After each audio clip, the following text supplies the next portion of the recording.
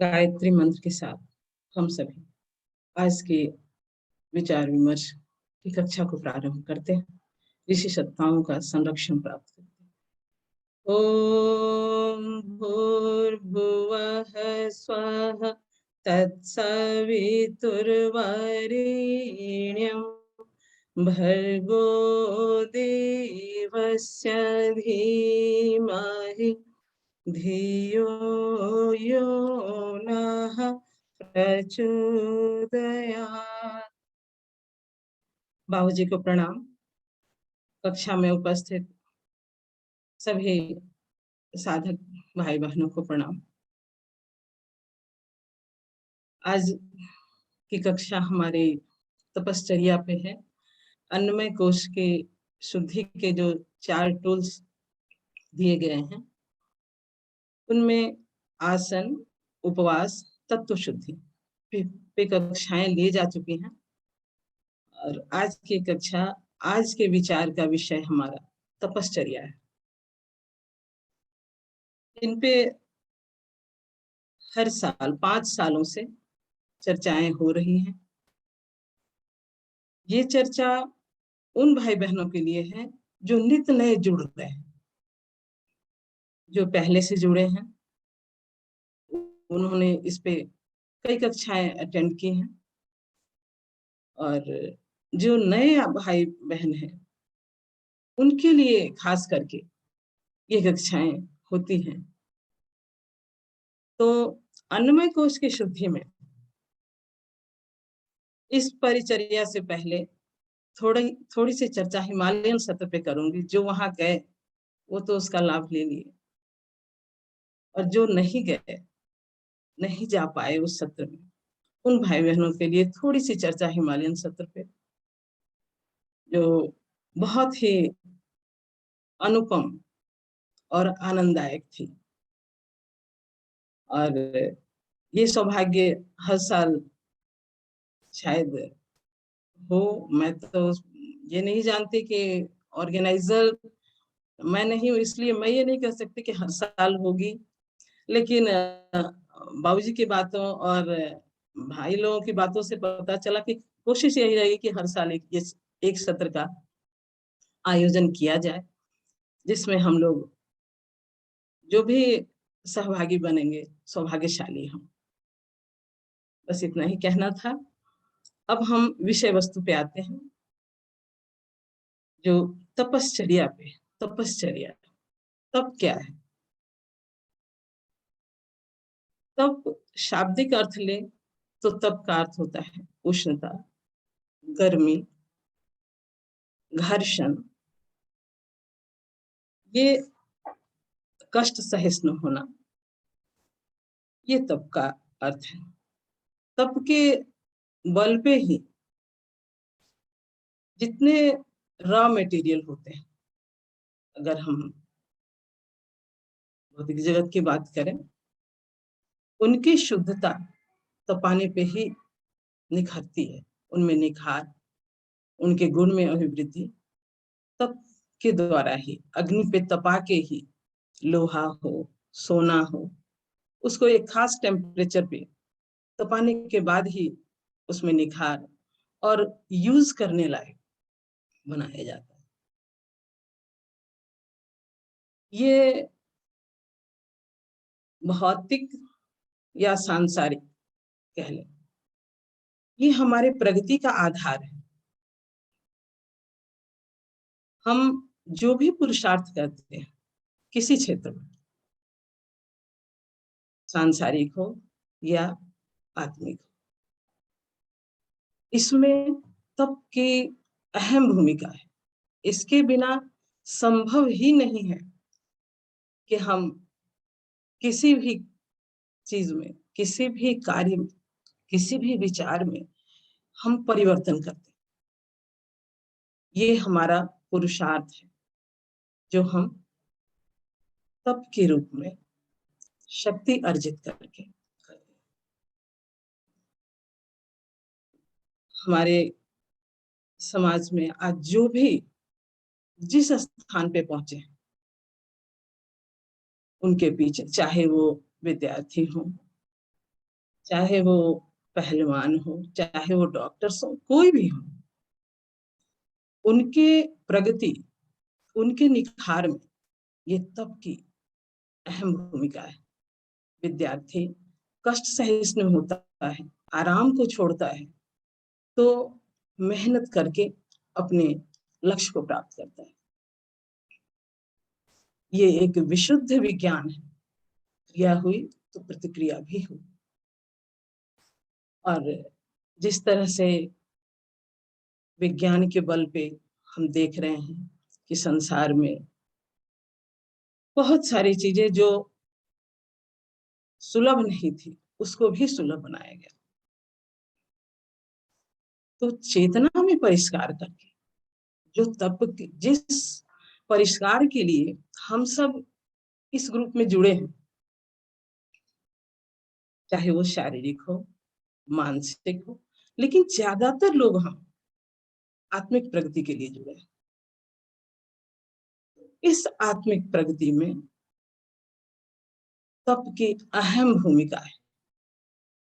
हमारे विचार, हमारे अंतःकरण, इनकी शुद्धि के लिए, इनकी शुद्धि के बगैर हम आत्मिक प्रगति नहीं कर सकते। तो इनके लिए तपश्चर्या का हमें सहारा या अपने जिंदगी में शामिल करना ही है। जिस स्तर की हमारी तपश्चर्या होगी, लाभ हमें उसी स्तर के मिलेंगे। उपनिषदकार कहते हैं, जितने 3 तरह के तप की, कायिक, वाचिक और मानसिक की बात की है, गुरुदेव ने इन तीनों को, इन तीनों के अंदर जितने भी चीजें आती हैं, उसको 12 तप में डिवाइड करके सर्व सुलभ बनाया है। इसको हम अगर करें, और हमने किया भी है, बिना किए हुए हम इसके लाभ को बता नहीं सकते। क्योंकि तपश्चर्या है, इसका हेडिंग ही तपश्चर्या है, यानी तप को आचरण, उस तप को आचरण के द्वारा, और जब तक हम आचरण में नहीं लाएंगे उसका परिणाम नहीं है, यानी हमारी प्रगति नहीं। तो ये चीजें तपश्चर्या का, किसी भी कार्य के लिए हमें लक्ष्य का निर्धारण करना। हम तब क्यों करें? तब कोई तो रीजन है, किसी भी चीज की अभिष्ट की प्राप्ति के लिए हमने तब की तरफ अग्रसर, तो उसके लिए हमें एक लक्ष्य का निर्धारण करना पड़ता है। देन उस लक्ष्य की पूर्ति के लिए अटूट साहस, विश्वास और प्रचंड पुरुषार्थ, अगर हम इसमें कहीं भी कमी रखते हैं तो निश्चित मानिए रिजल्ट इच्छानुकूल नहीं होंगे, जो हम चाहते हैं वो नहीं। हमारी हमारा जैसा लक्ष्य होगा, पुरुषार्थ भी उसी तरह का करना है। अब बात आती है कि तपश्चर्या, तप कैसे करें? जो पहले के काल में तप होते थे, उस तरह की तपश्चर्या हम आज नहीं कर सकते। क्योंकि उस समय अग्नि तत्व, वायु तत्व, जल तत्व, हर युग के अलग अलग तत्व की प्रधानता रही। आज के युग में पृथ्वी तत्व की प्रधानता है, कलयुग ये सबसे स्थूल है। तो हम उस तरह के तपश्चर्या नहीं कर सकते, क्योंकि उससे कई तरह के साइड इफेक्ट होने के चांसेस हैं, हुए भी हैं। तो आज की तपश्चर्या जो हम करें, उसमें हमारा समाज सेवा, लोक कल्याण के लिए कार्य करना, स्वाध्याय, इन सारी चीजों को ध्यान में रख के आज की तपश्चर्या हम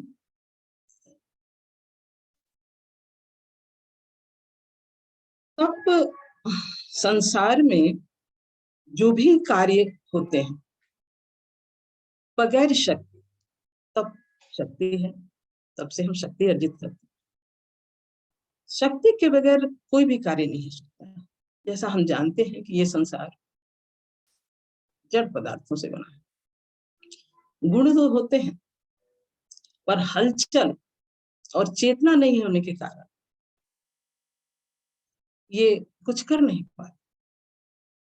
जिस तरह से मशीन चलाने या ये जड़ पदार्थों के लिए हलचल की जरूरत होती है, उसी तरह से हमें अपने चेतनात्मक उन्नयन के लिए जो हलचल की जरूरत होती है, वो तपश्चर्या, वो हलचल, वो फोर्स हमें तप के द्वारा प्राप्त होती है। अब ये हलचल दो तरह की होती है, एक क्रिया शक्ति, एक चेतना शक्ति। जो भौतिक जगत की चीजें हैं, जो चेतना के बल पे हम उसमें हलचल पैदा करते हैं, क्रिया शक्ति कहलाती है। और चेतना शक्ति जो हमारे सोच, विचार, राग, द्वेष, ये चीजें, इनमें हम परिवर्तन तपश्चर्या के बल पे। ये चेतना भी दो तरह से, एक स्वचालित होती है, जो हमारे ये वनस्पतियां में जो हम बढ़ने का ये देखते हैं, हमारी शारीरिक रक्ताभिसरण जो है, पाचन क्रिया जो है, ये सारी चीजें स्वचालित प्रक्रिया के आधार पर चलती है। लेकिन चेतना का एक अंश जिसका परिष्कार हम तपश्चर्या के बल पे करते हैं, वो है हमारा मस्तिष्क, हृदय, अंतःकरण। इन्हीं के विकास के लिए हम ये सारी पुरुषार्थ करते हैं। हमारी ये सारी तप जो गुरुदेव ने दिया है, 12 तप, जो अन्नमय कोश की शुद्धि के लिए। एक बात और है, अन्नमय कोश की शुद्धि में आज के लाइफ में हमारा जो रहन सहन, क्योंकि यांत्रिक युग आ गया है, जिसकी वजह से हम आराम तलब जिंदगी जीते हैं, शहरों में खासकर। इससे हमारा श्रम पुरुषार्थ नहीं होने की वजह से हमारा अन्नमय कोश, यानी प्रमाद और आलस्य की वजह से हमारा अन्नमय कोश विकृत होता है। इसीलिए श्रम और पुरुषार्थ सबसे पहले हमें इनको छोड़ना ही नहीं, जिस भी रूप में जहां भी है वो हमें करना है। क्योंकि आलस्य और प्रमाद सबसे बड़ा रीजन है हमारे अन्नमय कोश की विकृति की, और हम इस पे ध्यान नहीं देते। इसीलिए आज शारीरिक रूप से, मानसिक रूप से, अगर हम बात करते हैं मन की, ये मनोमय कोश की बात है, लेकिन क्या ये एक भी कोश, अन्नमय हो, प्राणमय, किसी भी कोश में क्या बिना मन, बिना विचार कि हम कुछ कर सकते हैं? नहीं कर सकते। सब एक साथ चल रहे हैं। फोकस, एक फोकस है कि हमारा नींव अन्नमय कोश है, यानी हम जो इस इमारत का निर्माण कर रहे हैं, आत्मानुसंधान, उसका नींव, आत्मिक प्रगति का जो हम जिस राह पे चल रहे हैं, उसकी शुरुआत, उसकी मजबूती के लिए हमें ये सारे टूल्स, हमें ये, और कक्षा जो हमारी एक पढ़ाने की शैली जो बाबूजी की है, जो बनाया गया है, किस तरह से भार न, किस तरह से हम घबराए नहीं कि इतनी सारी चीज, इस वजह से इस तरह का हमारा पहले अनुमय कोश का परिशोधन का क्लास अटेंड ये किया गया, ऑर्गेनाइज किया गया।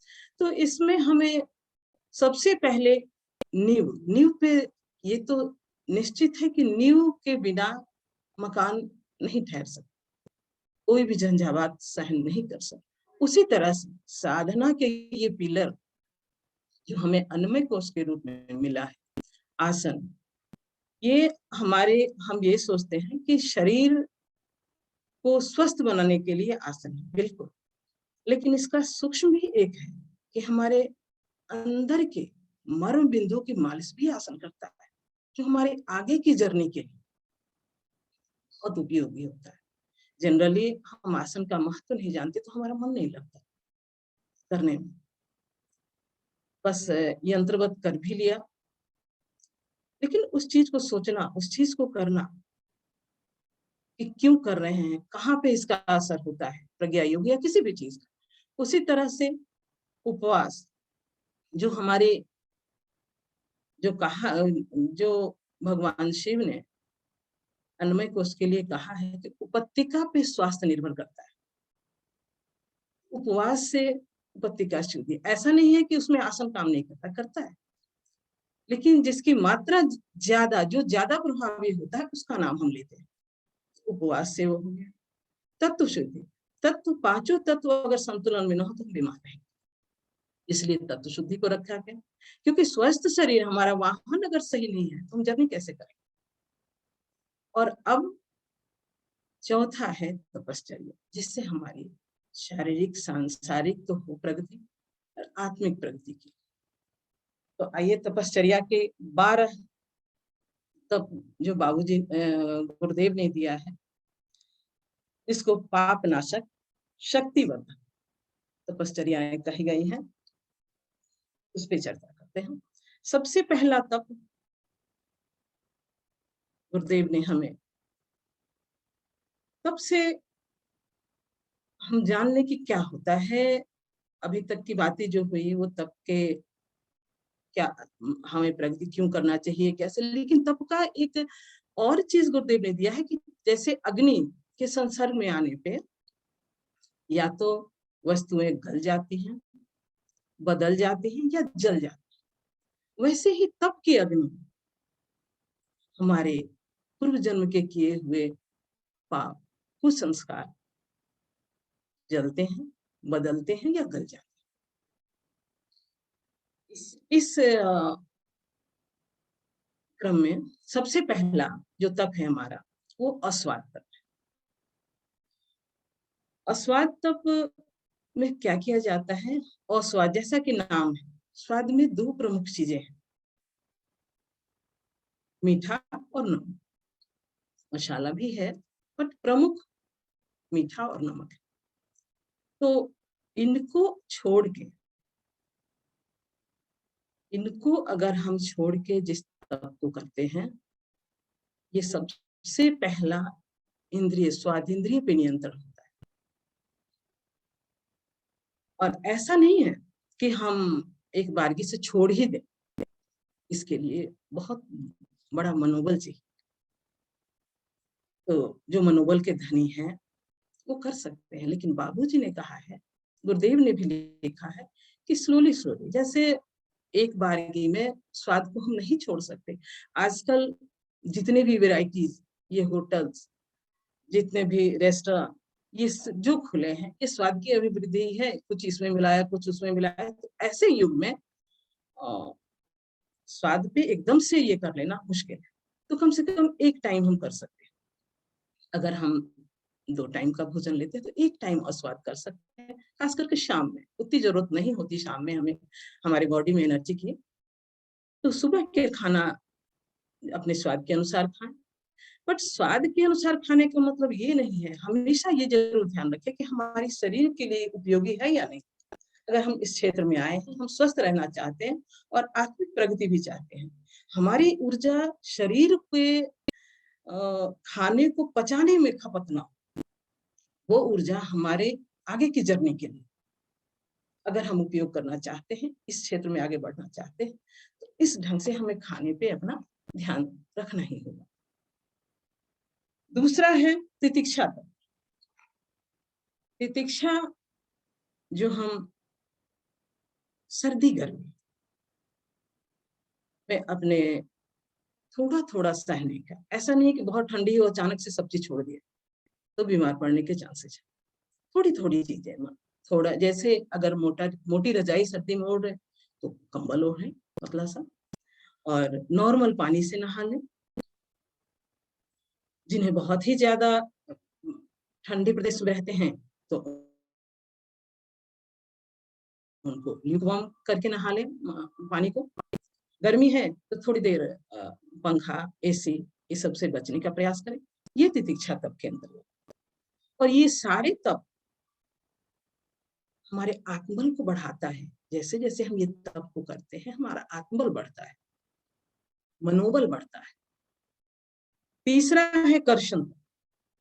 कर्षण तप है जैसे हम आराम, जो हम लेट तक सोते हैं थोड़ा सा उससे पहले उठ, यानी सूर्योदय से पहले उठ जाए, अपना काम खुद कर ले, अपना कपड़ा धो ले। ये हमारे गुरुदेव भी करते हैं, ये हमारे बाबूजी भी करते हैं, जो हम लोगों के आइकन है। ये लोग अपना काम खुद करते हैं, तो ये काम कर ले। अगर हो सके तो अपना भोजन, अगर हम खाली समय तो अपना भोजन भी बना लें या सहयोग कर दें, गृहिणी का सहयोग कर दें। ये कर्षण तप। इसमें प्रतिदिन का जो शारीरिक सुविधा है उसका हम त्याग करते हैं, असुविधाओं को थोड़ा वर्ण करते हैं स्लोली। और चौथा तप है उपवास। उपवास की चर्चा पिछली कक्षाओं में हो चुकी है, कैसे करना चाहिए, कितने तरह के उपवास हैं। सब तरह के लोगों के लिए है, जिसमें पाचक तो सबके लिए। और फिर जिस तरह की समस्याएं हैं उसके निदान के लिए भी है। तो उपवास के प्रिकॉशंस भी बताए गए हैं, किस तरह से हमें उपवास करना चाहिए, पानी का या जब भूख लगे, ये सारी चीजों की चर्चा उपवास में हो चुकी है। पांचवा उपवास है गव्य कल्प।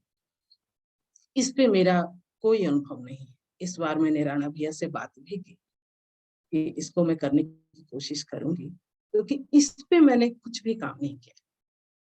तो देखती हूँ, बात राणा भैया से होने के बाद अगर मुझे उपलब्धता हो जाएगी सामग्री की तो मैं इसको करना चाहूंगी। अब है प्रदातव्य। प्रदातव्य का अर्थ है जो छठा तप है। इसका अर्थ है अपने पास जो शक्ति, सामर्थ्य, गुण है उसको अपने लिए, गुरुदेव ने तो ऐसा अपने लिए कम मात्रा में रख के, सामर्थ्य जैसे, और लोगों के लिए ज्यादा खर्च कर।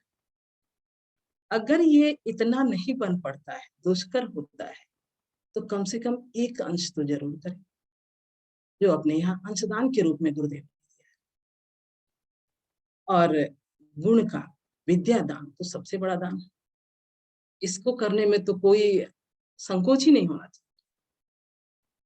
तो ये दान प्रदातव्य के अंतर्गत आता है। और खास करके अनिति उपार्जित जो चीजें होती हैं उसको अगर हम सत्कार्य में लगा दें तो उसका जो दोष होता है वो हम भी नहीं लगाते। लेकिन इसका मतलब ये नहीं है कि हम अनिति से उपार्जित चीज है उसमें लगाएं। हम अनिति क्यों करें, बट कभी ऐसा हो गया तो उसको हम सत्कार्य में लगा दें। ये प्रदाता। अब है निष्कासन तप, जो सातवां तप। निष्कासन तप एक तरह से जैसे लकड़ी में दीमक, अनाज में घुन, वैसे ही हमारे मानसिक स्थिति में जो दोष को हम छुपा के रखते हैं, जो हमें अंदर ही अंदर खाई जाती है, वो वही काम करता है जैसे दीमक। और इसके लिए व्यवस्था ये बनाई जाती है, गुरुदेव ने ये कहा है कि जो मित्र बहुत ही करीबी हैं उनसे कह डालें। और वो मित्र को भी एक चीज ध्यान रखना है कि चाहे हमारे बीच मतभेद हो जाए, मनभेद हो जाए, बट उस गोपनीयता को बनाए रखें। अगर ऐसा नहीं है तो सबसे अच्छी बात है अपने गुरु को कह लें। अगर गुरु नहीं है, सजीव आपके सामने साक्षात नहीं है, तो पूजा स्थली, मेरे हिसाब से मुझे जो लगता है पूजा स्थली जरूर अपने दोस्त को कह लें और उसे दोबारा ना करने का जरूर प्रण लें कि ये हमसे गलती हुई, भगवान से, गुरु से, जिनको भी हम पूजा के स्थली पे मानते हैं उनसे कहें। और दोबारा ना करने का, इससे हमारा निष्कासन तप। अब बात आई 8वां, साधना तप की। साधना तप हमारे जिंदगी को अनगढ़ से सुगढ़ बनाना, इस क्षेत्र में जो हम प्रयास करते हैं वो भी साधना के अंदर आती है। अंतर्गत हम अपने गुण, स्वभाव और कर्म पे दृष्टि अगर रखे रहें, इसमें सुधार करने की प्रक्रिया डेली करते रहे, ये बहुत बड़ी साधना, और यही साधना का मूल मंत्र है। हम 24,000 का अनुष्ठान, 1.25 लाख का अनुष्ठान करते हैं, साधना तक ये सारी चीजें उसी मनोभूमि को उर्वरा बनाने के लिए है जहां हम सत प्रवृत्ति का बीजारोपण करते हैं। हम अपने राग द्वेष, देखिए काम, क्रोध, लोभ, मोह, ये 4 चीजें जो हैं जिससे छुटकारा पाना बहुत ही दुष्कर है। जिसमें क्रोध और मोह, काम और लोभ तो मुझे लगता है कि ज्यादातर मेरे ये से मेरी दृष्टि से ज्यादातर हमारे साधकों में नहीं होता, जो भी साधक इसमें जुड़े, लेकिन क्रोध और मोह जरूर है। तो ये साधना हमें पर डे जो हम आत्मबोध तत्वबोध की करते हैं, वो भी इसमें जो हम समीक्षा करते हैं रात्रि में सोने के समय, कि हमारी साधनात्मक प्रक्रिया, हमारी साधनात्मक टूल्स जो हमारे ऋषि मुनियों ने हमें दिया है, उसमें कहाँ कमी है और उस पर किस तरह से हमें और काम करना है, ये साधनात्मक प्रक्रिया में बहुत बड़ी भूमिका निभाता है। क्योंकि बार बार हम अपनी गलती को अपने देखते हैं। ये सबसे बड़ी बात यह है कि हमारी जो ज्ञानेंद्रियां हैं बाहर की तरफ, ज्यादातर हम दूसरे में ही चीजों को ढूंढते हैं, दूसरे के ही दोषों को देखते हैं। लेकिन जिस दिन ये दृष्टि अंदर की हो गई, उस दिन हमारा कल्याण निश्चित है कि कल्याण के पथ पे हम चल चुके हैं।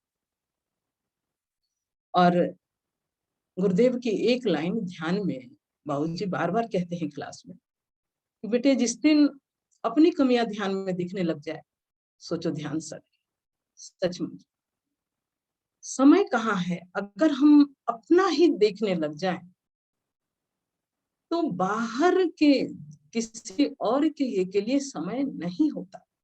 और परिस्थितिवश या संस्कारवश कभी अगर दृष्टि जाती भी है और अगर हम चर्चा भी कर लेते हैं, तो उसी समय ये आभास होता है कि ये गलत है, फिर हम भटक रहे हैं। हर आदमी को जो कहा गया है कि अपना सुधार संसार की सबसे बड़ी सेवा है, बस इस पे काम करो। हमें ऐसा नहीं है कि इस क्लास से मैं दिशा निर्देश आप लोगों को दे रही, गुरुदेव की बताई हुई चीजों पे मैंने जो काम किया है, जो कर रही हूँ, ऐसा नहीं कि मैंने कर लिया, जो कर रही हूँ, इस बातों को आप लोगों के सामने रख। तो साधना तब से मुझे यही समझ में आया कि अपने बहिरंग जीवन और अंतरंग जीवन को सुव्यवस्थित बना लेना, सभ्य शालीन बना लेना, यही साधना है।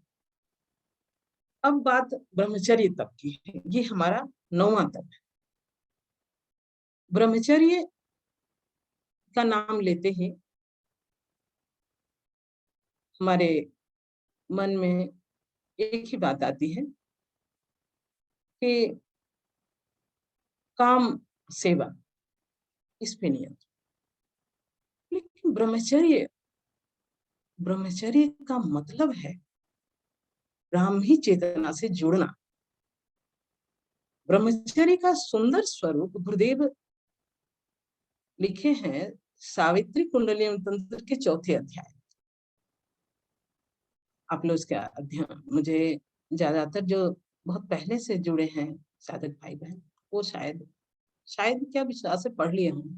नए साधकों के लिए मैं ये कहना चाहूंगी कि एक बार उस चैप्टर को जरूर पढ़ें, जिसमें ब्रह्मचर्य का सुंदर स्वरूप आदर्शों एवं सिद्धांतों के प्रति प्रगाढ़ निष्ठा के रूप में बताया गया। हम हमारे लाइफ में उन जो उमंग है, उल्लास है, काम ही इसका नाम, हम इसका स्वरूप विभत्स कर दिए, हमारी सोच विभत्स हो गई, परोसने का तरीका गलत हो गया है। हम उस चैप्टर को, मैं आग्रह करूंगी कि उस चैप्टर को आप लोग एक बार जरूर पढ़ें। क्या जो ये शक्ति है, इसका ऊर्ध्वगमन, जिसको मूलाधार से सहस्रार की बात की बाबूजी करते हैं, इसका ऊर्ध्वगमन करना हम नहीं जानते और हम समझते नहीं।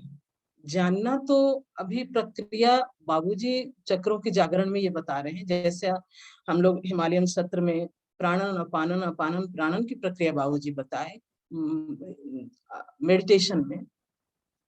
लेकिन सिंपल सी हमारी सोच तो परिष्कृत हो, पहले सोच में हम इस विभत्सा को बाहर निकालते, ये गलत है। इससे सृष्टि की संरचना हो, ये गलत कैसे हो सकता है? कमी हमारी जानकारी में। 10वां तप है चांद्रायण तप। चांद्रायण तप ये कहते हैं कि जन्म जन्मांतर के पापों का क्षय करना है। ये तप गुरुदेव ने चांद्रायण में, अर्ध चांद्रायण भी है, शिशु चांद्रायण भी। शिशु चांद्रायण को मैं हर साल करती हूँ, क्योंकि मैं एक गृहस्थ जीवन जीती हूँ यहाँ, और मैं जहाँ रह रही हूँ सारे काम मुझे अकेले करने होते हैं, बाहर के भी और घर के भी, क्योंकि बच्चे हमारे बहुत व्यस्त रहते हैं। तो उसके लिए मुझे शिशु चांद्रायण सबसे अच्छा,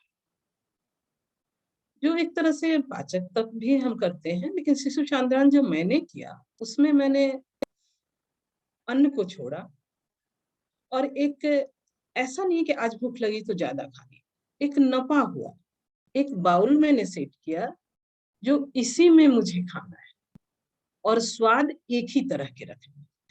ये नहीं कि आज सुबह इसी में खाना है तो कुछ और खा लिया, दूसरा कभी कुछ और खा लिया। तब का मतलब होता है तब संकल्प, कुछ नियमावली जिसपे हम इतने दिन चलेंगे, तो वो मैंने किया।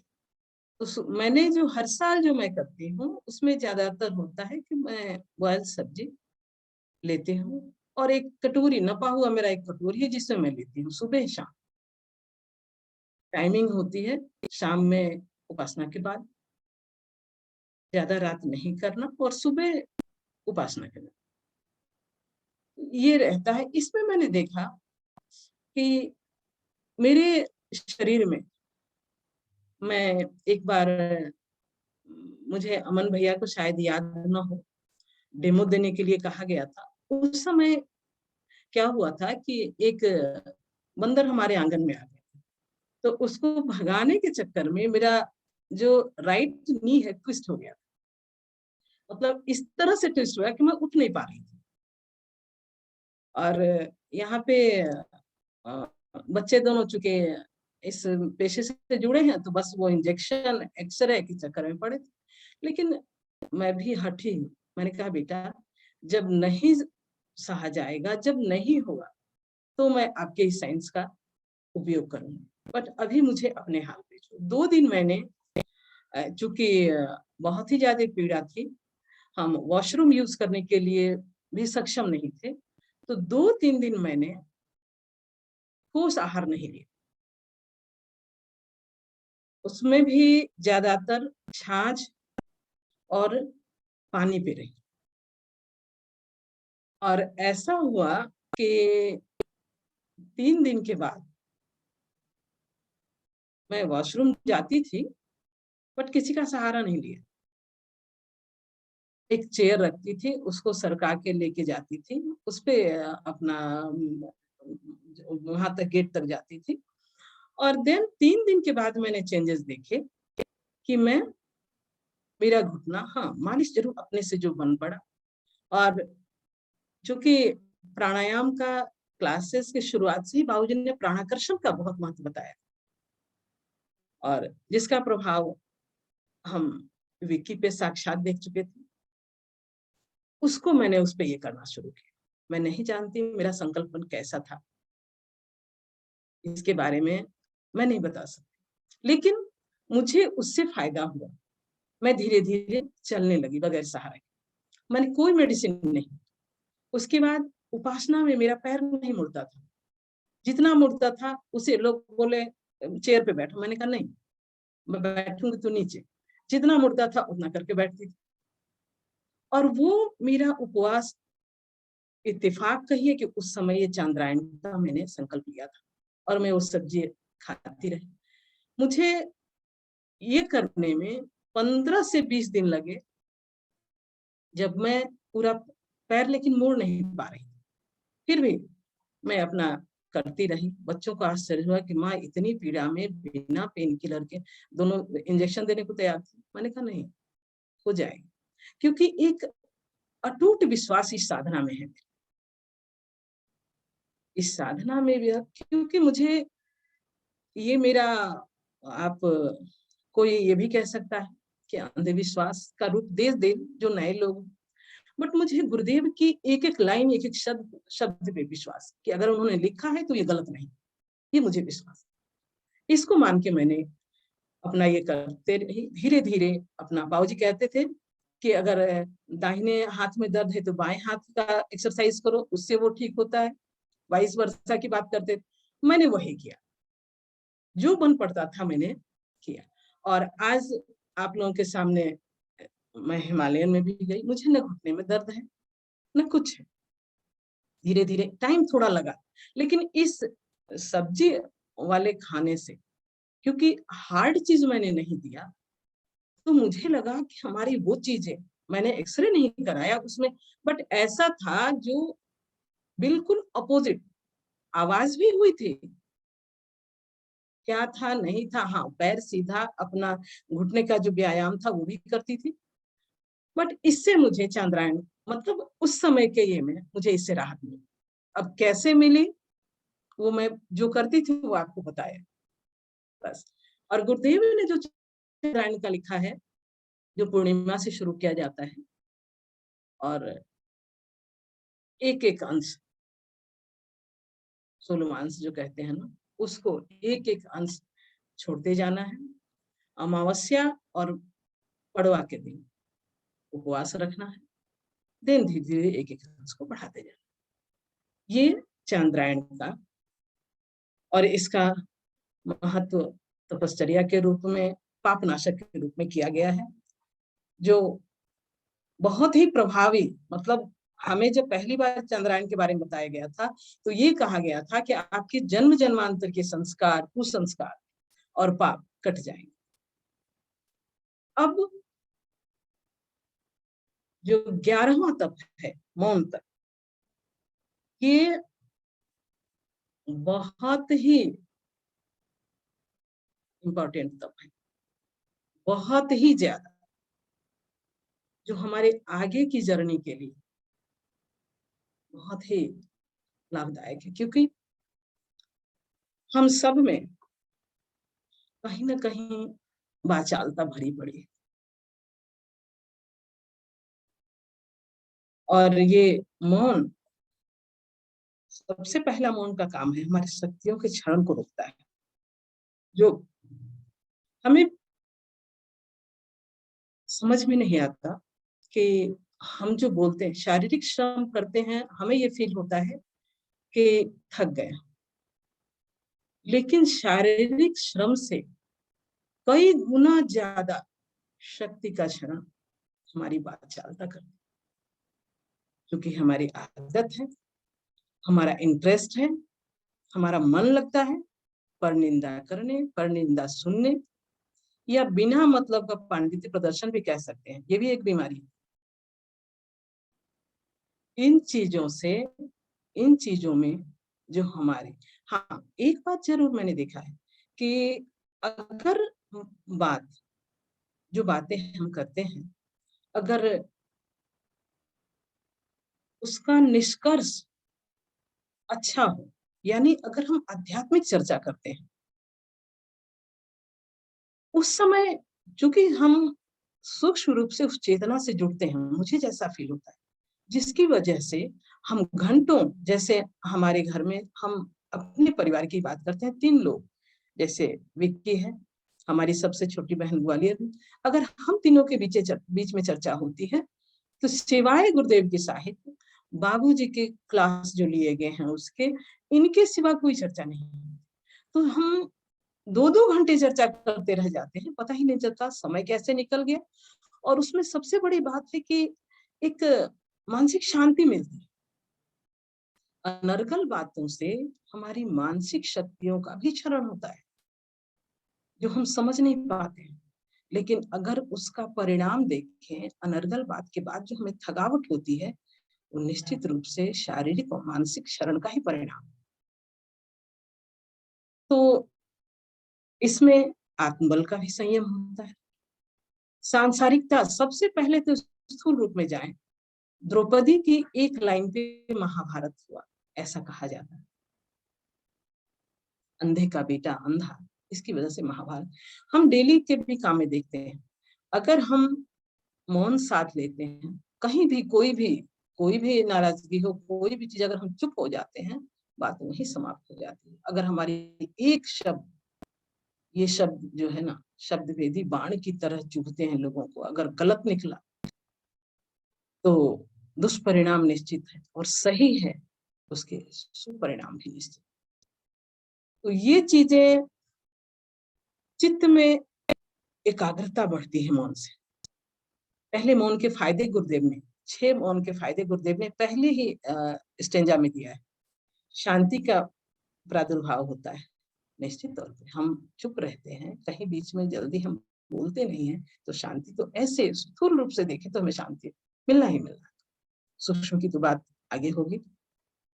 उसके बाद क्या होता है, सबसे बड़ी बात जो होती है, हमारी जो बहिर्मुखी वृत्तियां हैं वो अंतर्मुखी होती है, जिससे आत्मोन्नति का मार्ग प्रशस्त। जब हम पिछले में अंतर्मुखी की बात हो चुकी है, जब हम अंतर्मुखी होते हैं तो आत्मोन्नति का मार्ग प्रशस्त होता है, और हम आत्मोन्नति के लिए ही यहाँ पे इकट्ठे हैं, क्योंकि ये उन्नति है तो निश्चित मानिए सांसारिक उन्नति होनी ही होनी, इसमें कोई संशय नहीं। मौन को गुरुदेव ने श्रेष्ठ तप कहा है। श्रेष्ठ तप कैसे? तो वाणी से मस्तिष्क का सीधा संबंध है। हम शब्द कब बोलते हैं? जब हमारे विचार बनते हैं। जो हमारे विचार बनते हैं वही हम शब्द के माध्यम से वाणी के रूप में परिणित करते हैं। और मौन हमारी वाक शक्ति की सिद्धि में करता है। वाक शक्ति वो शक्ति है जो हमारे वाणी में प्रभाव उत्पन्न करता है। क्यों संतों की वाणी सबको प्रभावित कर जाती है? क्यों बाबूजी की क्लास जो लेते हैं उसमें जितने भी हैं, मुझे लगता है कि 500 550 लोग लगभग हो गए, एक आदमी ऐसा नहीं है जो हर एक क्लास की एक लाइन को लेके नहीं चलता, लगती ही लगती है। क्यों? क्योंकि उन्हें वाणी को संयमित किया है, उस तप को किया है, अपनी वाक की शक्ति को सिद्ध किया है। इसलिए उनकी वाणी इतनी प्रभावशाली। इसीलिए आध्यात्मिक साधना में मौन को मानसिक संयम के साथ संबद्ध किया गया है। इसमें विचारणा, भावना और कल्पना पर नियंत्रण करना होता है। नियंत्रण इन द सेंस बंद नहीं, विचार तो कभी बंद ही नहीं होते, भावना कभी बंद ही नहीं हो सकती, कल्पनाएं कभी बंद ही नहीं हो सकती, विकास रुक जाएगा। उसको सही दिशा दे देना। जो अनर्गल बातों में, अनर्गल चीजों में हमारी भावनाएं उछलती हैं, कोलाहल मचाती हैं, कभी इधर कभी उधर, एकाग्र नहीं हो पाती। मौन की साधना एकाग्रता देती है। अगर हम बात करें ध्यान की, तो मौन मेरे हिसाब से जितनी एकाग्रता इससे सधती है, ये इट्स काइंड ऑफ मेडिटेशन। मौन भी एक मेडिटेशन का, एकाग्रता साधने का, मुझे लगता है कि अचानक से कोई ध्यान में नहीं जाता, तो उसके लिए मौन साधना ध्यान का पर्याय है।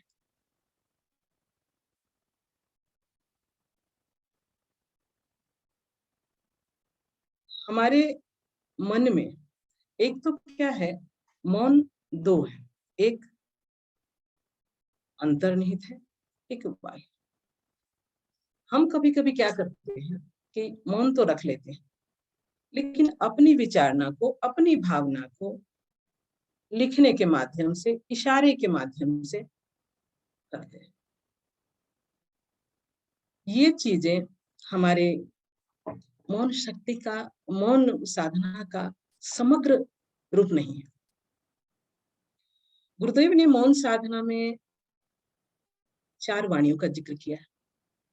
वैखरी, जिसे हम मुंह से बोलते हैं, शब्दों के माध्यम से मस्तिष्क जिसका निर्णय लेती है। मध्यमा, जिसमें मन बोलता है, उसका चेहरा भाव भंगिमा से होता है। इस मौन के चर्चा में इन भाव भंगिमा का बहुत अहम भूमिका होता है। तीसरी वाणी है परा, जो अंतःकरण से भाव संवेदनाओं के रूप में प्रकट होती है। इसमें प्रसन्नता, खिन्नता, उदासी रूप में क्रियान्वित होते देखा गया। इसका प्रभाव एक व्यक्ति से उठकर दूसरे व्यक्ति तक पहुंचता है और वहां से फिर वापस आता है। ये परावाणी का है। पश्यन्ति, यह शुद्ध आध्यात्मिक, इसे देववाणी, ब्रह्मवाणी, अदृश्य दर्शन भी कह सकते, कहते हैं। यह परा चेतना के साथ टकराती है। गुरुदेव ने ऐसा लिखा है कि पश्यन्ति वाणी यह परा चेतना के साथ टकराती है और वापस लौटकर उन समाचारों को देती है जो अदृश्य जगत की विभिन्न क्रिया प्रतिक्रियाओं के रूप में सक्रिय रहते हैं। इसीलिए इसको अदृश्य दर्शन कहा है। इसी माध्यम से देव तत्वों का पराचेतना के साथ संभाषण एवं आदान प्रदान। ये 4 तरह की वाणियां हैं। तो हम जो मौन करते हैं, जो बहिर्मौन की बात कर रहे हैं, जहां पे हम इशारा से, तो ऐसा नहीं है कि उसका, क्योंकि हमारी जो शारीरिक शक्ति का क्षरण, जो हम बोलते हैं, इतना तो संचय उस शक्ति का होता ही है नहीं बोलने से।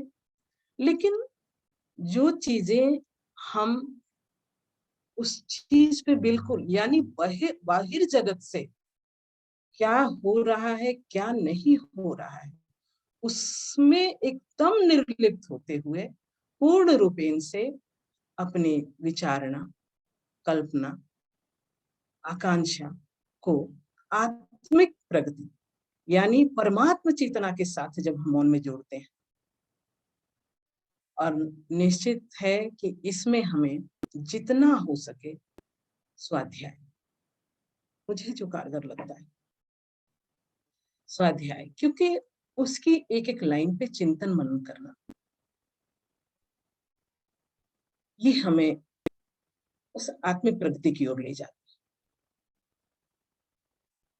एक चीज है कि हमारी जो जीवा है, ये दुविधा है, ज्ञानेंद्रिय भी है और कर्मेंद्रिय भी है।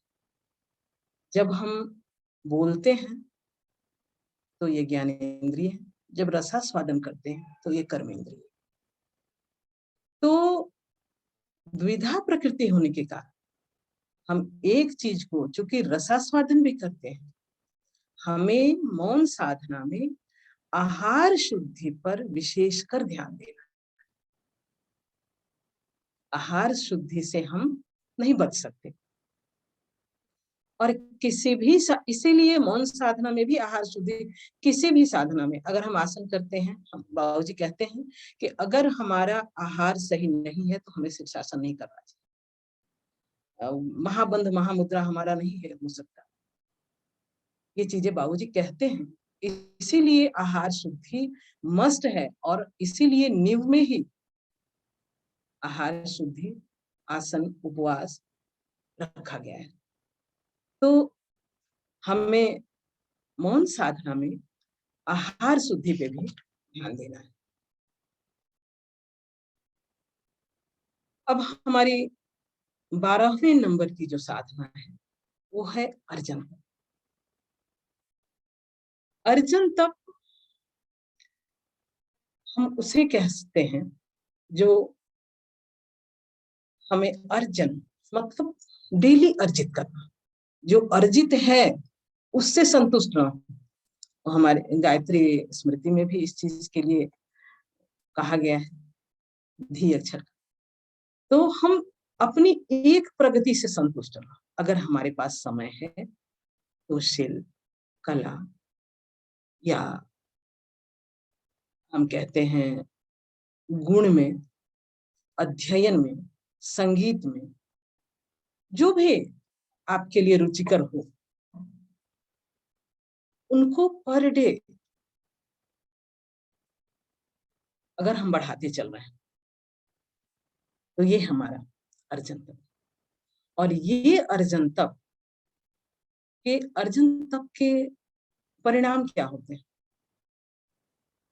इसके सबसे सुखद परिणाम होते हैं कि अगर आप अपने गुणों को, अपने सामर्थ्य को, अपनी कला को बढ़ाते जा रहे हैं, तो उस तरह के गुण वाले, सामर्थ्य वाले, कला वाले अनायास ही आपसे जुड़ते जाएंगे।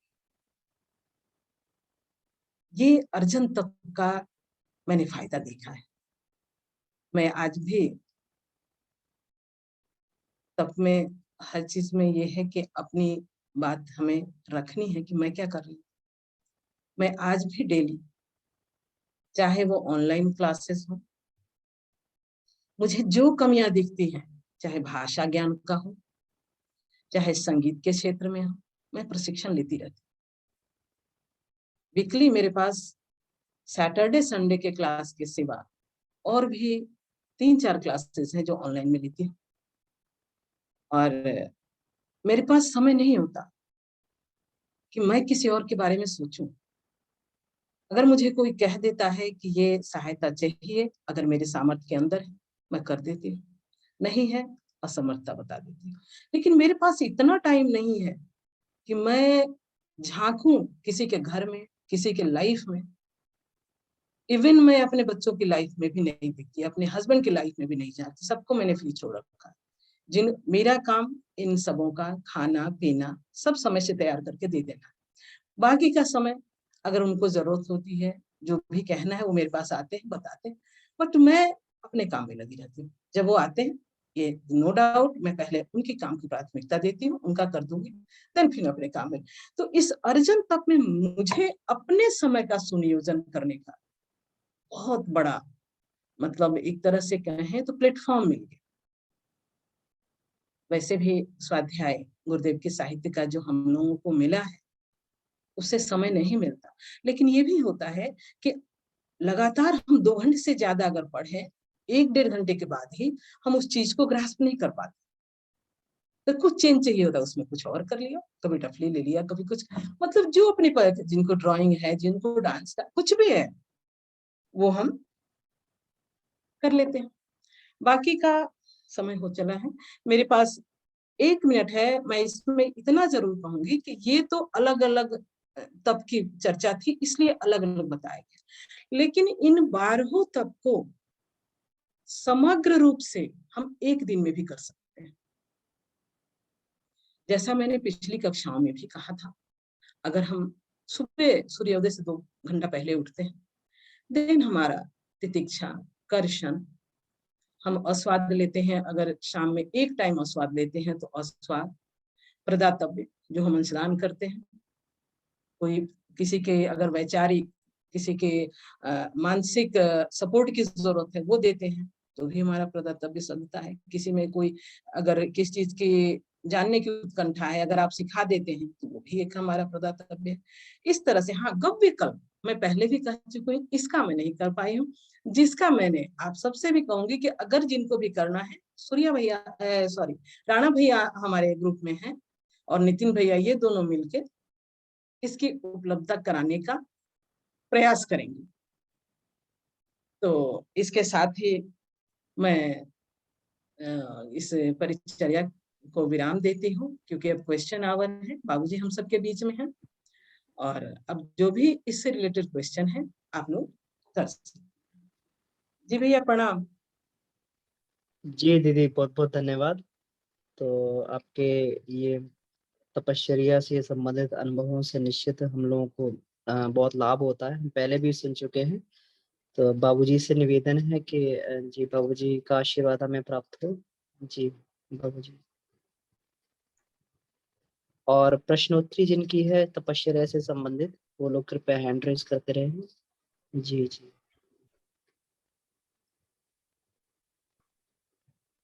नागेंद्र बाबूजी का हैंड रेज है।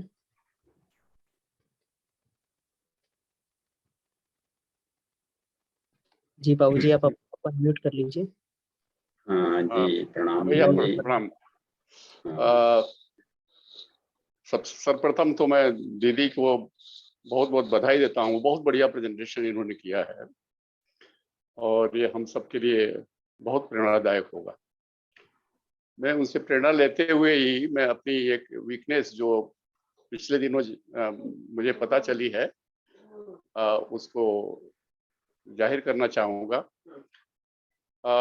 इतने दिनों तक मैं कोरोना से बचता रहा हूँ और मैं समझता था कि मैं बहुत ही सशक्त हो गया हूँ और मेरे अंदर इम्यूनिटी बहुत ज़्यादा है और मैं बिल्कुल दूसरे लोगों की अपेक्षा अपने आप को ज़्यादा स्वस्थ समझता था।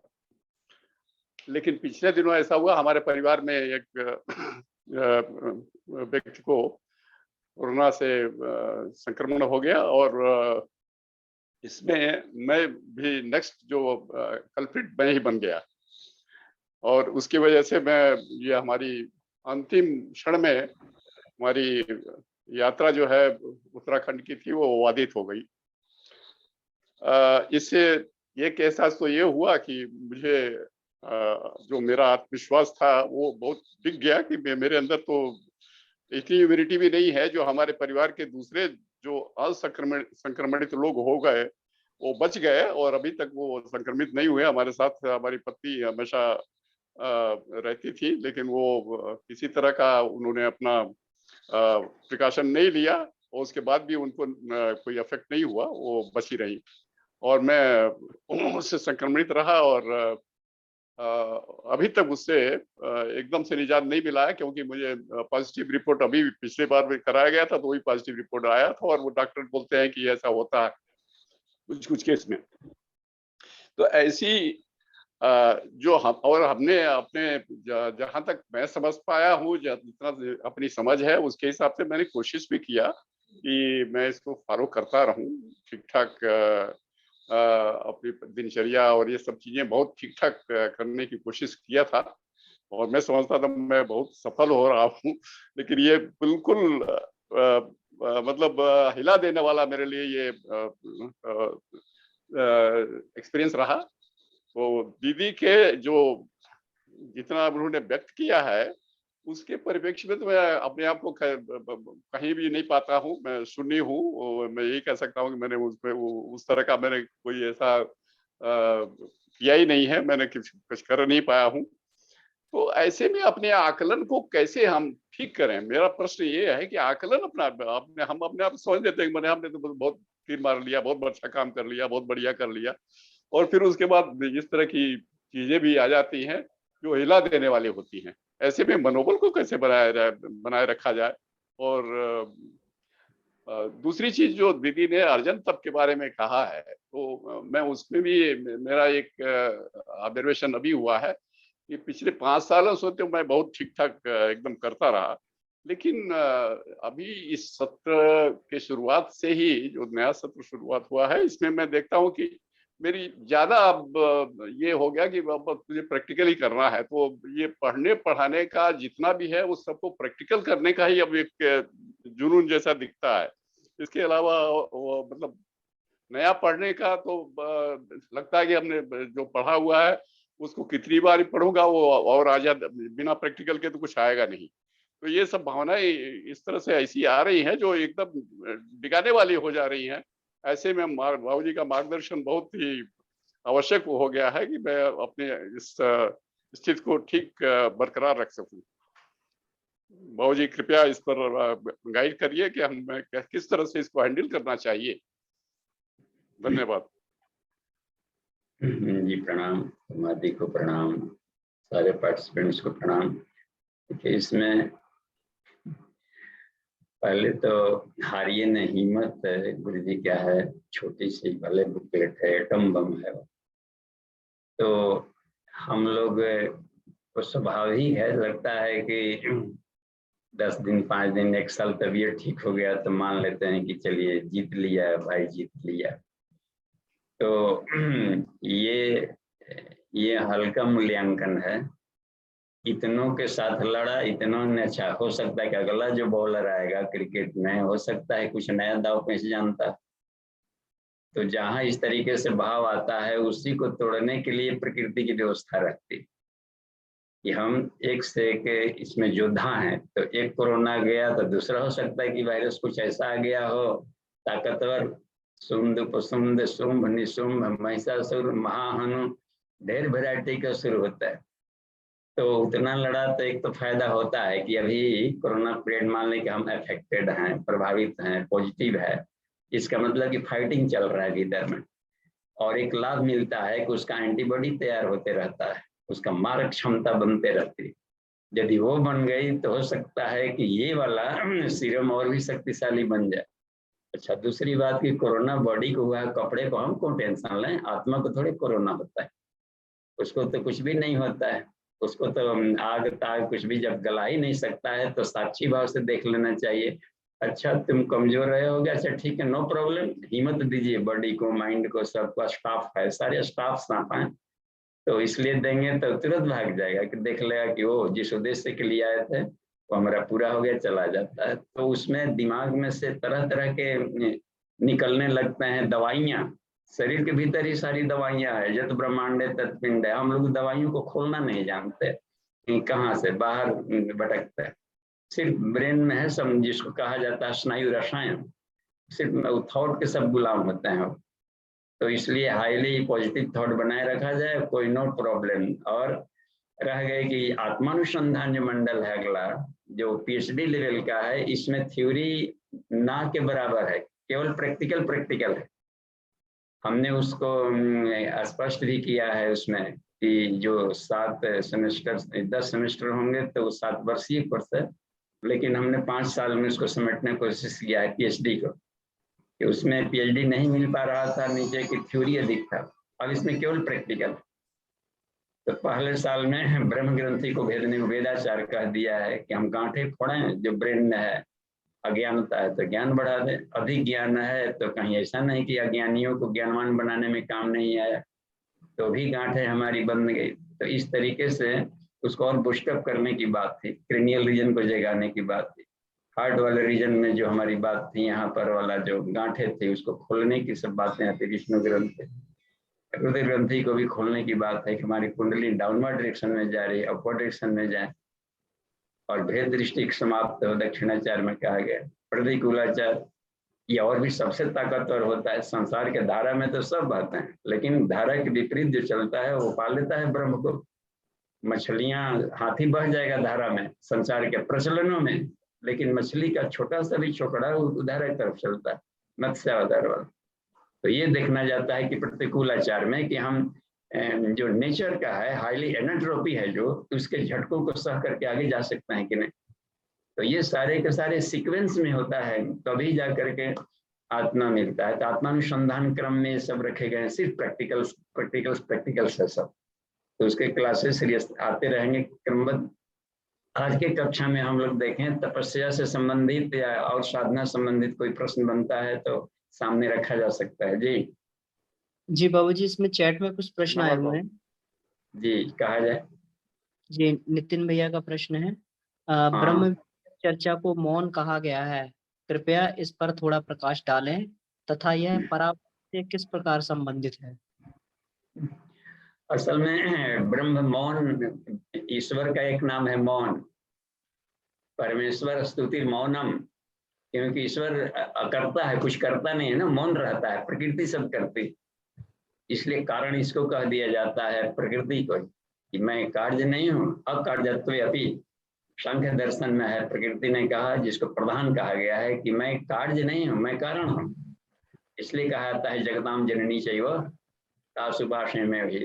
अब उसमें रहा कि अब ये कारण है तो रह गया, अब इसी आत्मा अब रह गया कि ब्रह्म को, तो ब्रह्म तो मौन रहता है ना हमेशा, शांताकारम। तो चित्त शांति शांत, शांत से ही शांत को पाया जा सकता है। बस अपने को भी शांतिमय है, आनंदमय है। तो जब जिस दिन हमारा नेचर शांतिमय और आनंदमय बढ़ता जाएगा तो ईश्वर के साथ साजुज्यता, तादात्म्यता बढ़ती जाएगी। इसमें तो प्योर साइंस है, नहीं समझने वाली तो बात नहीं लग रही है कहीं। तो ईश्वर का एक नाम है मौन।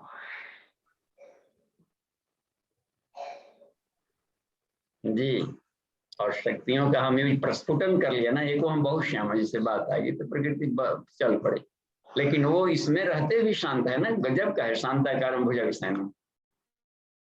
तो हम कोई शब्द भी लेकर चलते हैं ईश्वर को करेंगे तो फिर जहां शब्द लिए मतलब कि बांध दिए कहीं परिभाषा में, आप बांध देने पर फड़फड़ाहट है, क्योंकि अशब्दम है वो तो। जी धन्यवाद। देखिए प्रश्न आ रहा है इधर से। जी बाबूजी, अनुज कुमार तिवारी जी का, हाँ जी, अनुज कुमार तिवारी जी का भी एक प्रश्न है। बाबूजी, क्या वाणी और नाद साधना में कोई संबंध है? फिर से पढ़िए। ये पूछ रहे हैं कि पश्यंती वाणी और नाद साधना में कोई संबंध है क्या? हाँ बिल्कुल, नाद तो तरंगे हैं, बस तरंगे हैं नाद, और वही जाकर शब्द बन जाता है जब स्थूल में आता है।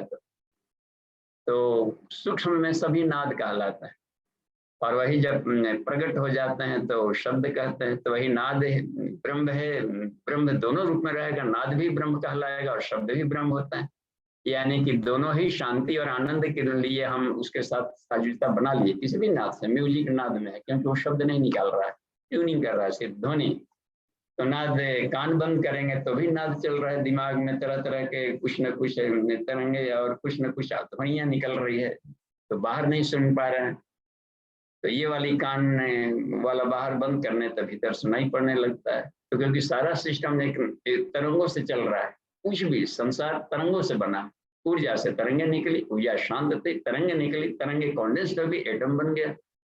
तो थॉट रन ही एटम बन जाता है, विचार तरंगे, भाव विचार बने, क्रिया में आ गया।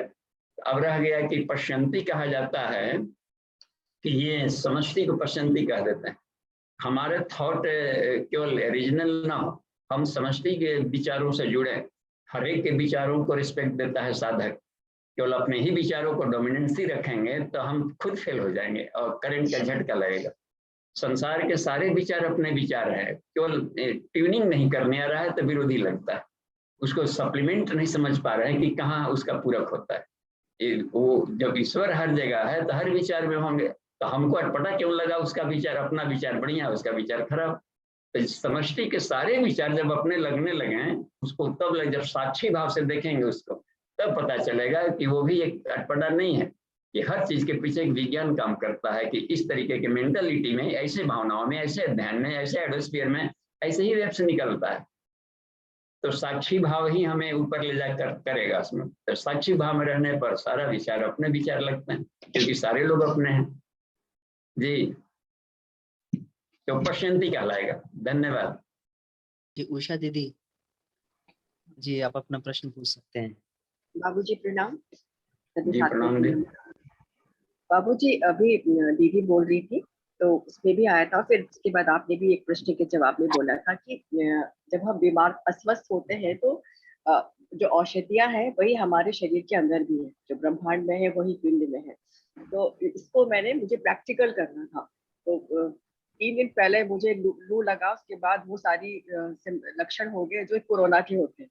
और मुझे ये बात याद थी आपकी, जो मैंने क्लास में सुना था कि जो ब्रह्मांड में औषधि है वो पिंड में है। मैंने कहा इसको प्रैक्टिकल करती हूँ। तो कल बहुत तबीयत खराब हुई तो किसी ने कहा डॉक्टर के पास जाइए। मैंने कहा कल 3 दिन पूरा हो जाएगा, उसके बाद मैं सोचूंगी। और आज सुबह 3 बजे उठी हूँ तो एकदम स्वस्थ, क्योंकि वो भावना मेरे अंदर थी कि जो ब्रह्मांड में है वो पिंड में है। उस औषधि को मुझे देखना, एक्सपेरिमेंट करके कि वो काम करती कि नहीं। तो ये बिल्कुल 100% मुझे लगा कि हम जब सत्संग में बैठते हैं तो हमारी बहुत सी चीजें जागृत होने लगती है। तो ये मुझे कहना था कि इसमें मतलब पास हुई मैं, मुझे लगा कि ये बात सही आती है कि आपकी क्लास में कोई भी एक टॉपिक को, एक शब्द को पकड़ लो या एक वाक्य को पकड़ लो और उस पर एक्सपेरिमेंट करो तो वो आपको बताता है कि आप क्या किस रास्ते पे जा रहे हो। दूसरी बात ये, तप के बारे में दीदी ने बोला और तप के बारे में जो मैंने जाना और उसको एक्सपेरिमेंट किया, तो शांति कुंज में जब मैं साल भर थी मैंने समय दान दिया था। तो चांद्रायण तब भी मैंने वहीं से शुरू किया था। और मुझे ऐसे कई सारे लोगों के बारे में मालूम है जो बहुत तप करते हैं, चांद्रायण तप स्पेशली कई सारे हो गए हैं, मुझे गिनती भी नहीं है। पर मैं ये जानना चाहती हूँ, जो तप करता है, इतना क्लिष्ट तप करता है, तो वो तप हमें अपने कर्तव्यों के प्रति मुखर बनाता है, जागरूक और मुखर बनाता है, या मौन कर देता है? ये मुझे बताइए, ये मेरा प्रश्न।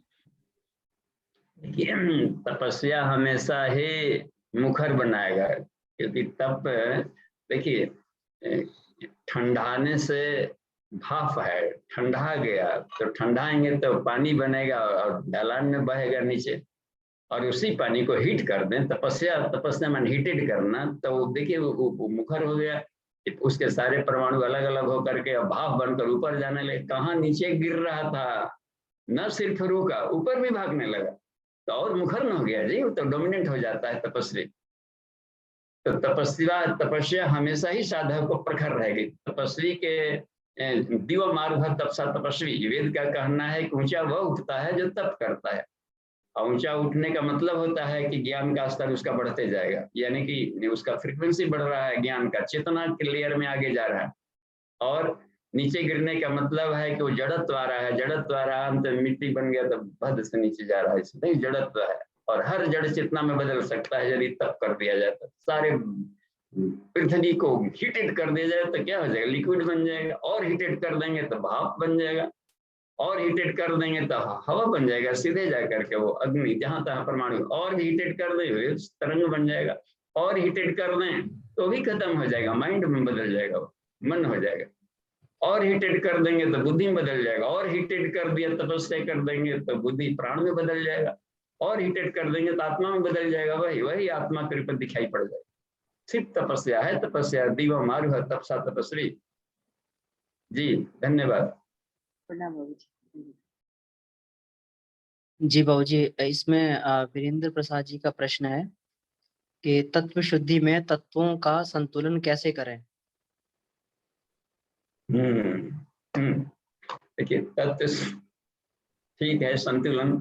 अब पहले हम ये देखना है कि 5 तत्व है शरीर में, ठीक है। अनबैलेंस होगा तो शरीर समाप्त भी हो सकता है, आयु घट जाएगी। अब जैसे पृथ्वी तत्व कर लें, सॉलिड, खाना पीना ना खाएंगे तो दुबला के मरेंगे।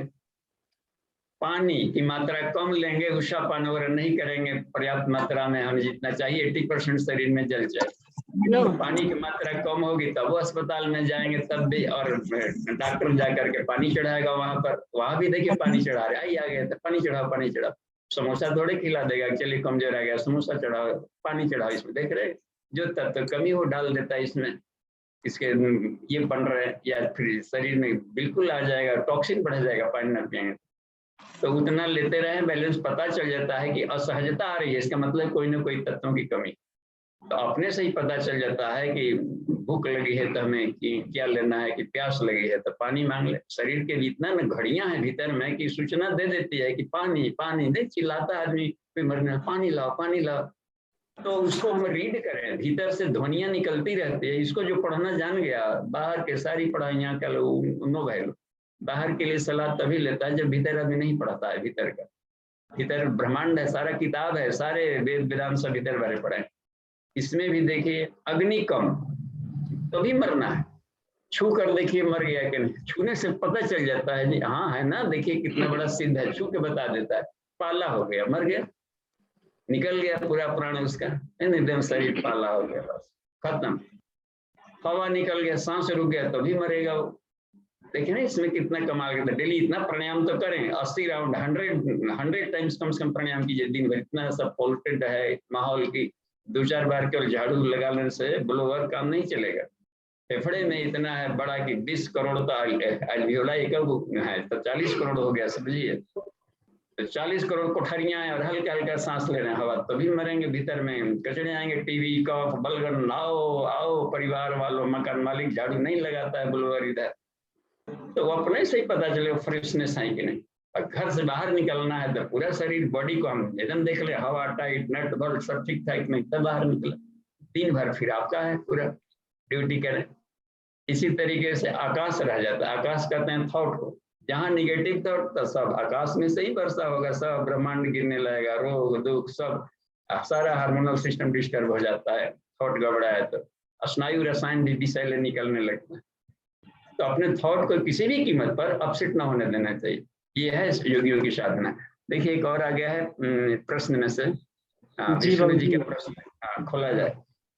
एक और भी है जी, आशा देवी दीदी खोलिए जी। हाँ प्रणाम पिताजी, सभी साधकों को प्रणाम। पिताजी ये सावित्री कुंडलिनी किताब जो है उसमें आद्य गुरु शंकराचार्य जो कुंडलिनी अनुभव है तो उसमें वो लिखे हैं कि मूलाधार में पृथ्वी को, ये तो समझ में आती है, फिर स्वाधिष्ठान में अग्नि को और मणिपुर में जल को, तो ये बात थोड़ा सा क्लियर कर दीजिए। और अनाहत में बात ये तो ठीक है, लेकिन यहाँ जो स्वाधिष्ठान में तो हम लोग जल तत्व को जानते हैं, लेकिन यहाँ मणिपुर में जल को लिखा हुआ है और स्वाधिष्ठान में अग्नि लिखा हुआ है। हाँ तो वो देखिए ऋषि के ऊपर रहता है, जो साइंटिस्ट है उसको किस ढंग से देख रहा है। क्योंकि अग्नि वर्णाभ्याम जल और जिसे दोनों है लंबर रीजन और किसको कहते हैं, दोनों सारे के आपस में गुम्फन बड़े पड़े हैं। उसका जो प्लेक्सस है, आप देखेंगे फोटो उसके एनाटॉमी, तो लंबो साइक्रल कॉक्सिजियल प्लेक्सस का डायग्राम सारा का सारा एक कोश में सब बंद है, इसलिए उसको नाभिक कंद कह दिया जाता है। अब उसमें रह गए कि स्वाधिष्ठान को क्यों, उनकी मर्जी, उस एंगल से देखा, क्योंकि अग्नि है वो जल ही में रहता है। ज्योतिरअप्सु प्रतिष्ठितम, ये मिलेगा आपको तैत्तिरीय उपनिषद में कि अग्नि का वास कहाँ है, तो जल में। तो इसलिए कि जल के भीतर के अग्नि को उन्होंने देख लिया, इसलिए उसका पहले लाभ लिया। और भाप में भी तो अग्नि है, अग्नि गया तो अग्नि ना रहेगा, तो फिर पानी को बूंदों को कौन ले गया, भाप को उड़ा करके। तो ये दोनों साथ रहता है हमेशा। तो ये यदि हो गया, इसकी मात्रा बढ़ गई तो उसको ऊपर डाल गया, और वो भारी बढ़ गया तो देखिए वही फिर बूंदा बन के नीचे आ रहा है। दोनों आपस में उनका चलते रहता है। तो इन्होंने पहले देख लिया कि स्वाधिष्ठान है यानी प्राण है, स्वाधिष्ठान का एक नाम प्राण भी होता है, प्राण को अग्नि भी कह दिया जाता है, प्राणाग्नि, इस अर्थों में ले लिया जाता है। तो हमें विशेषण को देखना चाहिए, शब्दों में फंसना नहीं चाहिए कि उसकी जो विशेषता है वो बनी रही। तो उस विशेषण से उन्होंने वहां पर अग्नि कह दिया है। जी धन्यवाद। बाबूजी इसमें विष्णु भैया का प्रश्न है, पश्यंती भाव में अनुशासन का क्या महत्व है? देखिए पश्यंती भाव में जब हम जाते हैं तो उसमें ईशानुशासन, एक ही अनुशासन है सृष्टि में हमें चलाना है, ईशानुशासन स्वीकरोमि। ईश्वर को हम देखना चाहिए कि वो सभी के भावनाओं के भीतर वो बैठा है और भावनाओं में लिप्त नहीं हो रहा है, सबके कण कण में है, तो हर भावनाओं में है वो। लेकिन भावनाओं में सबके रहते हुए भी वो लिप्त नहीं हो रहा है, वो भावातीत है। तो सब में रहते हुए भी हम निर्लिप्त रहना, ये एक अनुशासन बनता है, ईश्वर के अनुशासन में हम रहते हैं, तब उसके साथ दोस्ती बन जाएगी। बस तो हम क्या करते हैं कि भावनाओं को टच कर देते हैं, तब फिर हम भावातीत अवस्था से गिर जाते हैं और उस भाव में आकर के फिर रिएक्टरी भाव चलने लगता है, तो हम प्लेयर बन जाते हैं ना, दिक्कत पड़ जाती है। ईश्वर प्लेयर कभी नहीं बनता है, आनंद लेता है, तो खेल हो रहा है उसके खाली साक्षी भाव से, साक्षी चेता केवल निर्गुणश्च। ये स्थिति हम बनाए रहेंगे तो हर एक की भावनाओं को रिस्पेक्ट देंगे, उसके भावनाओं के माध्यम से देखेंगे इसका स्तर क्या है, क्या है, इनके किस रूप में इनको एंगुलर विजन से हम इसको ये कर सकते हैं, इसको इसकी ढंग से हमको आगे बढ़ाना है। बढ़ना तो सबको आगे है, सबकी जर्नी चल रही है, तो ये पता चल जाता है चिकित्सक को इसको किस भाव से आगे बढ़ाया जा सकता है और उस ढंग से लाभ मिलता है। तो ये धन्य होता है ईशानुशासन। हाँ, एक और भी प्रश्न आ गया है, ईशानुशासन समता पूर्वक है, ठीक है, अथवा व्यक्तिगत। देखिए व्यक्ति को व्यक्ति जैसे, समता का मतलब होता है उसको उसके जैसा रिस्पेक्ट देना, गुड़ को गुड़ जैसा, गोबर को गोबर जैसा रिस्पेक्ट देंगे, तो उसको उसके समान रिस्पेक्ट देने को समता कहते हैं। तो हर गुणा गुण से वर्तनता तभी बात मिति मतवान न सजते तभी होगी जबकि हर पदार्थ के गुणकर्म स्वभाव को जान जाए हम, तो उसको उसके ढंग से ड्यू रिस्पेक्ट देंगे तो वो उसकी गति भी मिलेगी या डिस्टर्बेंस भी नहीं होगा उसको। तो हर वस्तु के साथ इसलिए कहा गया है ना, लंका दहन के साथ रामराज भी सज्जनों के साथ सज्जनता का व्यवहार, दुर्जनों के साथ उसके ढंग से व्यवहार करना पड़ता है। मरीज है तो ऑपरेशन भी करना पड़ेगा, यदि दवा से दब गया तो हर चीज को देखना पड़ता है कि इसको किसके ढंग से हमें व्यवहार करने है। तो संसार में सापेक्षता के सिद्धांत पर चला जाता है और चूंकि इसी में आत्मा घुला हुआ है तो एक निरपेक्ष तत्व भी है। हम आत्मा की खोज में चल रहे हैं तो हमेशा अब सापेक्ष निरपेक्ष में हम जाएंगे। इस सापेक्षता में निरपेक्षता कहाँ पर है, तो उस निरपेक्षता में। और समाज है तो गुलदस्ता है, गुलदस्ता तभी निकल आएगा जब सब वैरायटी के लोग रहेंगे और उसको भी एक गमले में जो पिरोना जानता है। तो ये देखिए इसमें गीता में एक सूत्र आता है, इसमें मई सर्वम इदम प्रोतम सूत्रे मणिगणा इव। हे अर्जुन, जो भी ब्रह्मांड में हम देख रहे हैं कुछ भी वो सब मणियों की तरह हमारे एक ही सूत्र में सब पिरोए हुए हैं। तो वो उस टाइप से हम यदि उस सूत्र को जो धारण करता है उसी को यदि ब्राह्मणों और उसको कह दिया जाता है सन्यासी कहे या जो कह सकते हैं, तो वो उस सूत्र को धारण करना ही ब्रह्म सूत्र होता है, उस आत्मिक चेतना को। ये तो हमें इस भाव से ये ईशानुशासन मान ईश्वर किस अनुशासन में सृष्टि में रह रहा है, बस। जी धन्यवाद, काफी कुछ क्लियर हुआ होगा जी।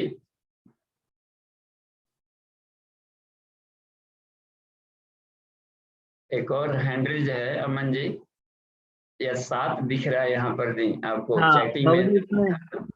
ये फिर इन्होंने फर्दर प्रश्न इसमें रखा है विष्णु जी ने कि उस हिसाब से सर्प ब्रह्म को घर में स्थान दिया जा सकता है।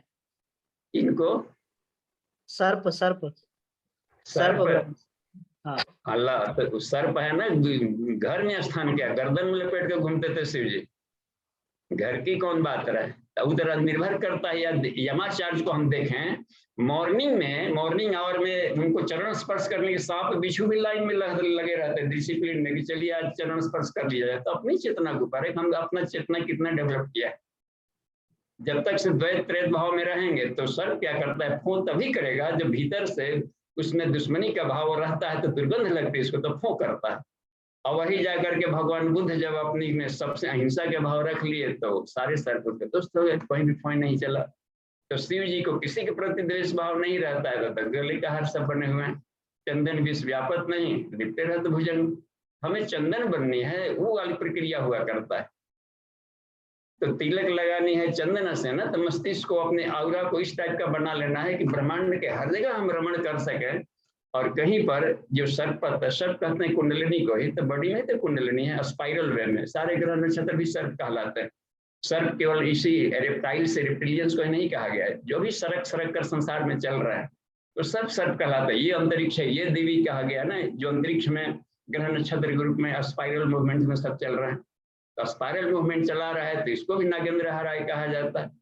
प्लस जाकर के यह है, तो यहाँ पर कुछ भी विषाक्तता नहीं है। विकार में ब्रह्म को देखो, फिर सिद्धि नहीं होगा कभी भी। और जिस दिन वो आ गया तो आत्मा बन गया, अहिंसक बन गया। तो आत्मा अहिंसक है, आत्मा से आत्मा को हम टच करते हैं संसार में, तो वर्णीयम कहा जाता है। उस तत्सवितुर वर्ण, सविता को वर्ण करें, अन्य चीजों का क्या जो फाल्स, उसको हम क्यों वर्ण करें? फाल्स माने तरंगों को क्यों वर्ण करें जो हर क्षण परिवर्तनशील है? तो शाश्वत सत्ता को वर्ण करने की बात थी जी।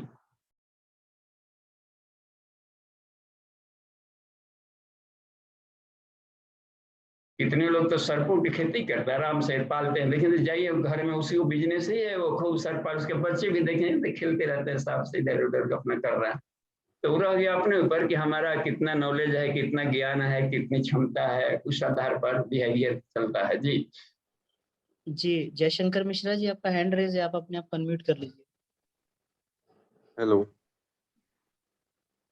जी भाई साहब। हाँ प्रणाम बाबूजी। हाँ जी प्रणाम मिश्रा जी।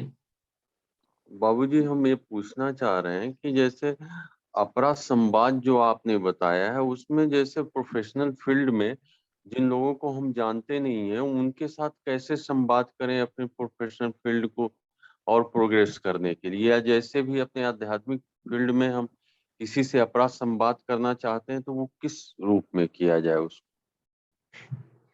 जी ठीक है, धन्यवाद। पहले तो हम लोग ऐसा देख सकते हैं कि मान लीजिए कोई उसका परिचय नहीं, तो परिचय नहीं है इसलिए शिष्टाचार में रखा है कि भाई साहब नमस्ते, तो यहाँ से शुरू की जाती है। ये बिल्कुल मध्यमा भाव से, मध्यमा बोलना, मध्यमा बैखरी, यहाँ से शुरू होगा, तो उधर से कुछ न कुछ तो निकलेगा ही। तो जो भी शब्द निकला, तब शब्द में भाव विचार क्रियाएं, यदि शब्द साधना किया गया है तो उनको पूरा का पूरा पर्सनालिटी पता चलने लगता है। तो उनको कुछ निकलवाने के लिए यही सब रखा गया है कि अच्छा राम राम जी, कुछ न कुछ जरूर संबोधन रखा जाता है प्रत्यक्ष मिलन में।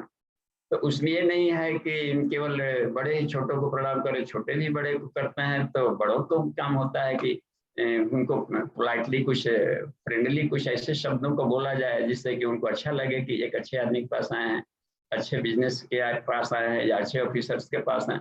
कहिए कि आना हुआ थोड़ी जरूरी है कि माने ये किया हुआ है। तो पब्लिक किसी भी टाइप पे जा सकते हैं ऑफिसर से मिलने के लिए, आम पब्लिक की मिलने के लिए, या बैंक में वाले हैं तो पब्लिक कोई भी जाएगी, उनका बोलने का अपने ढंग का रहेगा। तो हो सकता है कि तो वो निर्भर करता है कि बैखरी, मध्यमा, पसंती, परा, बढ़िया, यही 4 तरीका है उसके साथ उसको परा समझने का, माध्यम 4 ही। तो चाहे हाव भाव से हो या जैसे भी हो, तो उसका अपना कुछ निकलना चाहिए। तो पता चल जाएगा, जैसे डॉक्टर पूछता है बुखार कब आता है, कब आता है, तो कुछ निकलवाना चाहता है कि तो पता चल जाएगा कि ये बात है। तो यही 4 तरह की वाणियां हैं जिसका हम प्रयोग कर सकते हैं सामने वाले को जानने के लिए। जी बाबूजी दूसरा प्रश्न मेरा ये है कि दीदी ने कहा कि सारी चीजों का जो है ब्रह्मांड में उपस्थित है हर चीज, तो उसको कैसे प्राप्त करें? जैसे हमको कोई बीमारी हो गई तो उसकी औषधि हम ब्रह्मांड से कैसे, किस तरह के ध्यान से हम उसको प्राप्त करें? ये देखा जाए, ये इसको ऐसे हम लोग कर सकते हैं। तो कोई भी बीमारी हो गई तो पहले अपने आप को योग में, ये योगिक साइंस है, तो योग में एनाटॉमी पढ़ना पड़ता है पूरा। तो ये तो पता चलेगा कि कौन से सिस्टम का बीमारी है, रेस्पिरेटरी सिस्टम है कि कार्डियक सिस्टम है कि क्रेनियल है, ब्रेन संबंधी है, कि हमको फीवर लग रहा है तो उसका एंटीबायोटिक हमको उसमें ले आना पड़ेगा, कि ब्लड का है, कि कहाँ पर है, कि वात नाड़ी का रोग है। तो ये तो पता चल गया। अब रह गया कि उसका मुख्यालय कहाँ पर है। माने क्रेनियल रीजन में है तो यहाँ का जो हर एक एरियाज में हार्मोनल सिस्टम है, रेगुलेटर, तो रेगुलेटर खराब है इसलिए यहाँ का ठीक है। और रेगुलेटर यानी हार्मोनल सिस्टम को कमांड मेडिसिन से नहीं किया जाता है, वो विचारों और भावनाओं के द्वारा वो कमांड होता है प्राणिक एनर्जी से। तो प्राणिक एनर्जी वहां पर है तो यहाँ हम लोग का जो रेटिकुलर एक्टिवेटिंग सिस्टम है, आज्ञा चक्र है, सहस्रार चक्र है, इनके द्वारा हम हार्मोनल सिस्टम को हिटेट करेंगे, यानी कि उसको ऑर्डर में लाएंगे तो रस निकालने लगेगा तो सारी बीमारियां भगा देगा। यहाँ पर भी है तो विशुद्धि चक्र को हमने उसमें से बिजली पैदा करेंगे तो थायराइड, पैराथायराइड उससे टोंडअप हो जाएगा तो इसकी बीमारी को खत्म कर देगा। सारे ब्रह्मांड में है ना, ये सारे लोगों से इनका संबंध है, हम उसको चलाना नहीं जानते हैं। इसलिए इन दिनों कंपलसरी कर दिया है गुरुदेव ने उच्च स्तरीय साधना में कुंडलिनी जागरण और पंचकोश साधना। इससे क्या होता है, दवाइयों के दुकान अपने आप खुल जाते हैं, टाइम पर खुले रहेंगे बस, तो उसको हम लोग लाभ ले सकते हैं। किस चक्रों से संबंधित, कहाँ के हार्मोनल सिस्टम की गड़बड़ी से हो रहा है, वहां पर संबंधित वो सारे है, दवाइयों का दुकान है, मुख्यालय है, वहीं से हम काम चला लेंगे। जी, हम तो खोज रहे हैं पिछले 40 वर्षों से, तो कोई आ नहीं रहा रोक दो। हम तो वही कहता है कि नहीं अभी तो उधर ही वेटिंग लिस्ट में ढेर लोग हैं। तो हम ताकि आता तो हम उसको क्योर करते ना, देखते कि कैसे हो रहा है कि नहीं प्रैक्टिकल। तो चूंकि पढ़ रहे हैं, बिना बुलाए ही हम सारे दुकानों की सर्विसिंग कर लेते हैं, सारे सेंटरों को, चक्रों को, उपतिकाओं को क्लीन करके दिन भर मस्त रहते हैं और अध्ययन करते रहते हैं। तो वो स्टेट बनाने पर ये जरा मृत्यु कष्ट नहीं देगा, बुढ़ापा कष्ट भी नहीं देगा, और मृत्यु का कष्ट इसलिए नहीं देगा कि वो आत्मा में स्थित है, तो उसकी मूर्ति होगी नहीं। जी जी, धन्यवाद बाबा जी, प्रणाम। प्रणाम। देखिए और कुछ प्रश्न आए हैं क्या? उसमें नंबरिंग केवल हमको दिख रहा है। जी बाबू जी, टाइम है अभी क्या? हाँ, 35 हो गया, हाँ, शांति समय पाठ। जी जी दीदी, तो शांति पाठ करें, आज की कक्षा को समाप्त करें।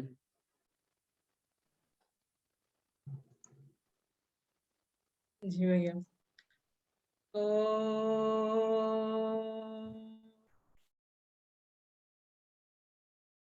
शांति है, शांति है, शांति है। समाप्ति। प्रणाम।